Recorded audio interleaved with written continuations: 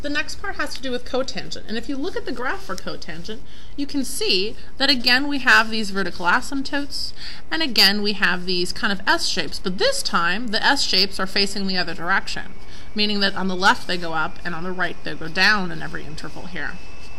So that's one of the major differences between tangent and cotangent. The other one is the asymptotes are in different places. We have an asymptote here at 0, we have an asymptote here at pi, and so on. So the main two central asymptotes are going to be at 0 and pi this time. The old ones for tangent were at negative pi over 2 and positive pi over 2. So those are just a couple things to keep in mind. The shape is roughly the same, it's just the other way around, up on the left, down on the right. And the asymptotes are in slightly different positions. Other than that, the basic structure of the graph is the same. So if I do an example with cotangent, you should know that the period is also pi for the original graph, and if we want to find the period for the graph we're making, we simply divide pi by the b value and we have it. Again, notice that when we have a different asymptote position, it comes from setting the argument equal to 0 and pi instead of what we had before with tangent, which is negative pi over 2 and positive pi over 2. So with cotangent, I have obviously a different argument here. It's not just plain old x. So I'm going to take pi over 2x and set it equal to 0, and pi over 2x and set it equal to pi. So here what I'm going to multiply on both sides with is 2 over pi, because then I drew it wrong. Sorry, there we go. Because then it's going to cancel the pi over 2. Now this is kind of silly doing this because really we're just multiplying by 0, which gives us a 0 asymptote there. Here, if we multiply by 2 over pi, we do get a different number other than 0. So here I'm multiplying by 2 pi, and then with my pi, the pi's are, everything on this side cancels, but over here the pi's cancel, you just get 2. So fortunately I've provided you a piece of graph paper that has 0 and it has 2, not just the radian values. So if I want to graph 0 and I want to graph 2, it's right here on this line, 2. Which means I've got a period of, between 0 and 2 is 2. So if I want to go 2 more over, that would be my next asymptote. Again, you could have gone to negative 2, and you could draw as many of these as you really want to. You could do one at 6, one at negative 2, one at negative 4, one at negative 6, go crazy, I don't care. Now, once you find the period, the rest of it is simply drawing our S shape, but remember, cotangent goes up on the left and down on the right. So, since our amplitude is 1/2, I can look at my margin and mark it into fourths. So here's half. Here's halfway across. Here's half of that half, and here's half of this half. So if I cut it into 4 equal pieces, it would look like that. And then again, since our amplitude type number is 1/2, that's the number in front of your sign wordage there, that would be going from the left, we go up to 1/2, which is here, and on the right we go down to 1/2, which is there. And we simply repeat this process for every one of these margins. Here's the midpoint, here's a quarter, up to 1/2 on the left, down to 1/2 on the right. And there you go. There's the cotangent graph. And again, you could do that repeated this way and repeated that way. But usually the questions in the book only want 2 full cycles, so that should be good enough. Okay, now, changing gears here. Cosecant. This is what cosecant looks like. Again, these are asymptotes. So they should be dashed lines, not straight lines, solid lines. No, no, no.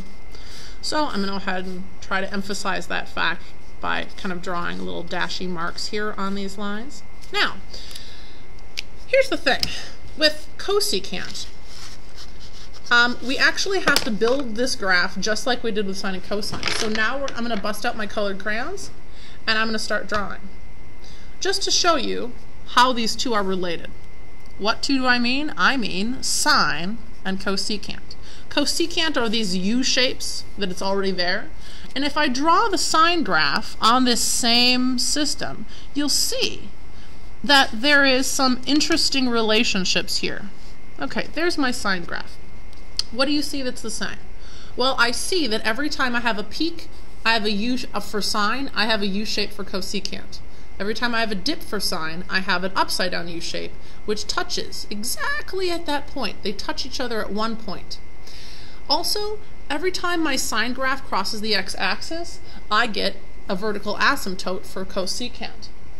So, if I want to make a cosecant graph, all I have to really do is draw the sine graph first, draw my asymptotes where the x-intercepts are, and then just draw these U-shapes, and I'm done. So that's what I'm going to do with this graph.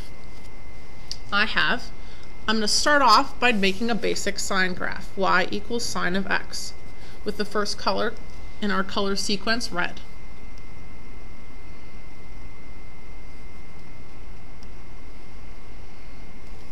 Okay, then, since this graph only has really one change, this tells you that I'm going to move pi over 4 to the left. So if I make this graph, which I'm going to make in orange, I simply have to move each one of these points pi over 4 to the left. So how much is pi over 4? Here is pi over 2. So half of that would be pi over 4. So it's almost 1, but like 75% of 1. So if I move my x-intercepts over that far, and I mark it with my orange, okay, and I also move my tops of my peaks over and the bottoms of my dips over, that same amount. And I'm just kind of eyeballing this. I'm not doing anything special here to get these points. I'm just saying it's almost the width of 1, which would be pi over 4. Then I can draw my orange graph.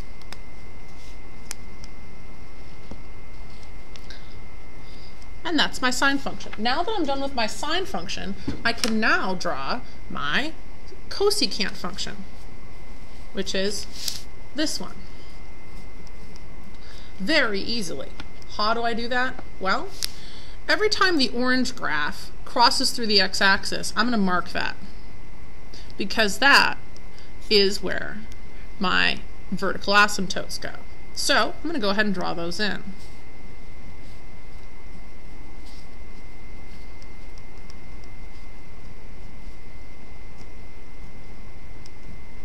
Okay, then in between these vertical lines, we're going to have either a full peak or a full dip. Do you see here the orange graph? There's a full peak right there, and it's right in the middle between those two asymptotes. So that, touching at one point, is where you get a U shape for cosecant. Or down here, and it's not quite symmetrical here, I apologize for that. It's probably more here.